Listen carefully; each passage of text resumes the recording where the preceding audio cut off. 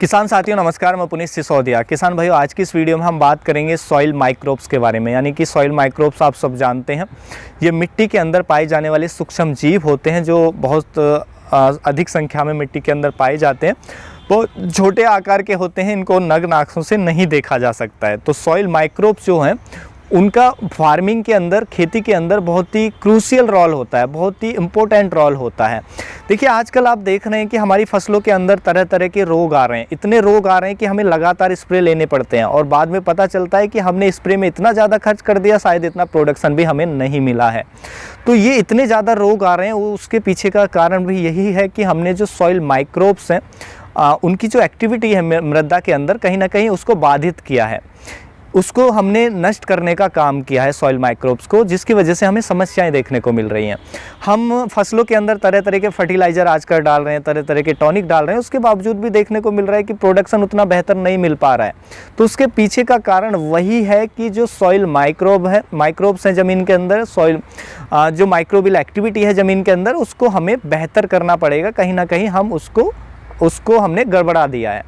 तो देखिए, आज की इस वीडियो में हम यही समझेंगे कि सॉइल माइक्रोब्स क्या होते हैं, इनका हमारी फसल पे क्या प्रभाव होता है, कैसे हमारी फसल की रूट डेवलपमेंट में हेल्प करते हैं, फसल की ग्रोथ में, अच्छी ग्रोथ में हेल्प करते हैं, फसलों को रोगों से बचाने में हेल्प करते हैं, कीटों से बचाने में हेल्प करते हैं, फसलों से अच्छा प्रोडक्शन दिलाने में कैसे हेल्प करते हैं जो सॉइल माइक्रोब्स हैं, वो इस वीडियो में समझेंगे। क्योंकि जब आप ये चीज़ें समझ जाएंगे तो आप भी कोशिश करेंगे कि कहीं ना कहीं इनको सुरक्षित रखा जाए, इनकी पॉपुलेशन को बढ़ाया जाए ज़मीन के अंदर। तो जब आप ये चीज़ें समझ जाएंगे तो आप उस तरफ भी ध्यान देंगे, और जब आप उस तरफ ध्यान देंगे कि सॉइल माइक्रोब्स को आप बेहतर करें, उनकी एक्टिविटी को बढ़ाएं ज़मीन के अंदर, तो आप अगर सॉइल माइक्रोब्स यानी कि मिट्टी के अंदर जो सूक्ष्म जीव हैं, आप उनका ख्याल रखेंगे तो वो आपकी फसल का अपने आप ख्याल रख लेंगे। फिर आपको अपनी फसल की चिंता करने की ज़रूरत नहीं पड़ेगी। तो इसलिए बहुत ही ज़रूरी है ये वीडियो आपके लिए। वीडियो को लाइक, शेयर एंड सब्सक्राइब करना बिल्कुल ना भूलें। तो चलिए जानते हैं। देखिए, सबसे पहले हम जानते हैं सॉइल माइक्रोब्स के अंदर आता क्या क्या, यानी कि मिट्टी के अंदर जो सूक्ष्म जीव पाए जाते हैं उनके अंदर क्या क्या आता है। पहला आता है बैक्टीरिया। तो देखिए, मिट्टी के अंदर जो बैक्टीरिया होते हैं वो मिलियंस ऑफ बैक्टीरिया पाए जाते हैं। यदि आप 1 ग्राम सॉइल लेंगे तो मिलियंस ऑफ बैक्टीरिया पाए जाते हैं। तो ये बहुत उपयोगी होते हैं। बैक्टीरिया का बहुत ज़्यादा काम होता है ज़मीन के अंदर, जैसे न्यूट्रिशन को अवेलेबल कराना, घुलनशील फॉर्म में लाना, नाइट्रोजन फिक्सेशन का काम होता है। जो हम ऑर्गेनिक मैटर डालते हैं उसको डिकम्पोज करने का काम करते हैं जो बैक्टीरिया होते हैं ज़मीन के अंदर। फसल में क्या काम होता है वो हम आगे बात करेंगे, जो सभी माइक्रोब्स का क्या क्या काम होता है वो आगे बात करेंगे। उसी तरीके से आता है फंजाई। बैक्टीरिया के बाद आता है फंजाई, जो हम सॉइल माइक्रोब्स में ही आते हैं।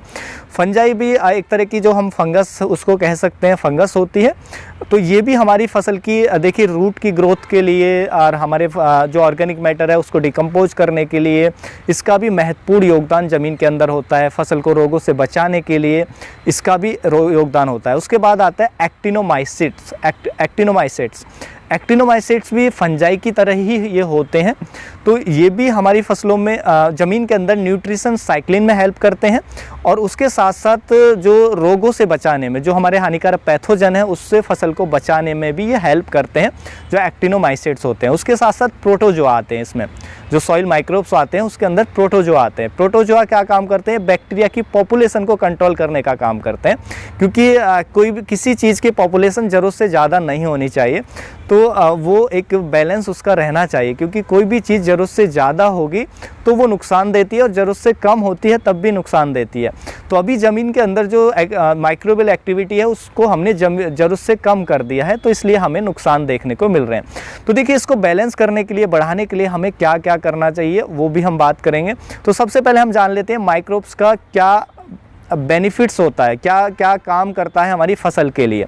तो सबसे पहला जो काम होता है सॉइल माइक्रोब्स का हमारी फसल के लिए, वो होता है कि जो भी न्यूट्रिशन ज़मीन के अंदर पड़े हैं उनको अवेलेबल कराने का काम होता है सॉइल माइक्रोब्स का। आप कोई भी खाद भी बेशक दे रहे हैं, जैसे कि आपने डीएपी डाल दिया ज़मीन के अंदर, तो डीएपी के अंदर जो भी पोषक तत्व है उसको निकाल करके, फास्फोरस को निकाल करके और हमारे पौधे को उपलब्ध कराने का जो काम करेगा वो बैक्टीरिया का होगा। अगर मान लीजिए आप डीएपी डाल रहे हैं और आपकी ज़मीन के अंदर जो बैक्टीरिया की पॉपुलेशन नहीं है, वो बैक्टीरिया नहीं है जो जो फास्फोरस को सॉल्युबल फॉर्म में लाएंगे, वो बैक्टीरिया आपकी ज़मीन में नहीं है, तो जो फास्फोरस है वो आपके पौधे को नहीं मिल पाएगी, जो डीएपी है आपके पौधे को नहीं मिल पाएगी, वो आपने जो ज़मीन में डाली है उसको टोटली वेस्ट चला जाएगा। तो इसलिए जितना फर्टिलाइज़र डालना ज़रूरी है ज़मीन के अंदर, उतना ही ज़रूरी है कि उसमें जो माइक्रोबियल एक्टिविटी है वो ज़मीन के अंदर अच्छी हो, क्योंकि वो जो खाद हम दे रहे हैं वो तभी हमारे पौधे को मिल पाएगा। तो यहाँ पे आपको समझने वाली बात है। तो देखिए वो अवेलेबल कराने का काम करते हैं पोषक तत्वों को, चाहे फास्फोरस हो, जिंक हो, क्योंकि जिंक सॉल्युबलाइजिंग बैक्टीरिया जो होते हैं जिंक को सॉल्युबल बनाकर उपलब्ध कराते हैं, पोटेशियम मोबिलाइजिंग बैक्टीरिया पोटेशियम को उपलब्ध कराते हैं। तो तरह तरह के बैक्टीरिया होते हैं।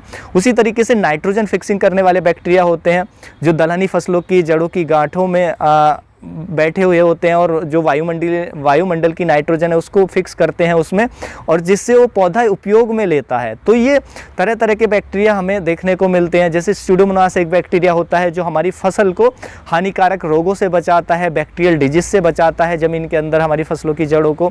तो ये काम हमारा जो इनका हमें देखने को मिलता है सॉइल माइक्रोब्स का। उसके साथ साथ ये जड़ों की ग्रोथ को बेहतर करने में हेल्प करते हैं जो सॉइल माइक्रोब्स होते हैं, जैसे जिसमें आता है हमारा माइकोराइजा फंगस।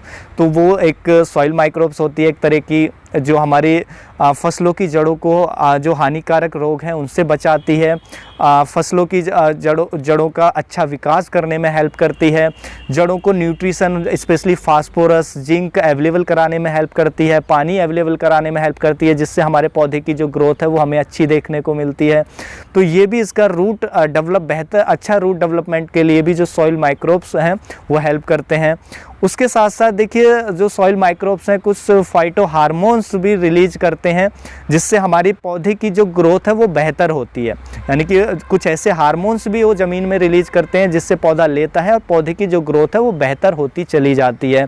उसके साथ साथ सॉइल माइक्रोब्स देखिए मिट्टी की पोरोसिटी को बनाए रखने में हेल्प करते हैं। यदि सॉइल माइक्रोब्स अच्छे हैं, उनकी कॉलोनी अच्छे से डेवलप है पौधे के आसपास, तो वहाँ की जो ज़मीन है वो पोरस होगी।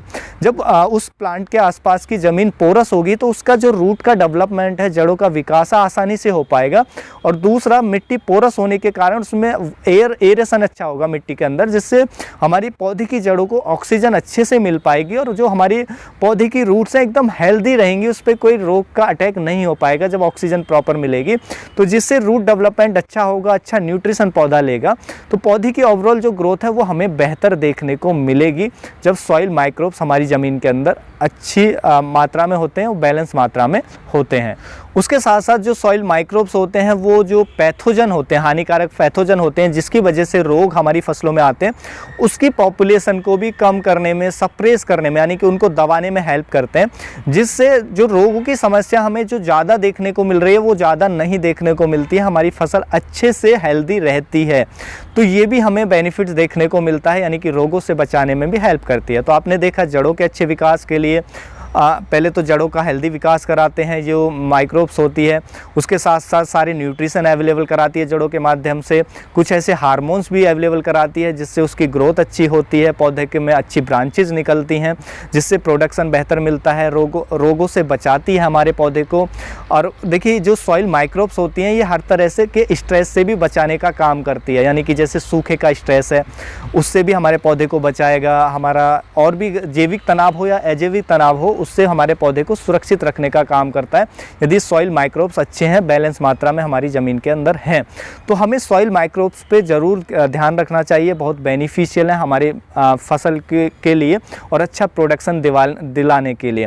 अब देखिए हमें सॉइल माइक्रोब्स यानी कि सॉइल में माइक्रोबियल एक्टिविटी को बैलेंस रखने के लिए, बढ़ाने के लिए हमें क्या क्या ध्यान रखना चाहिए।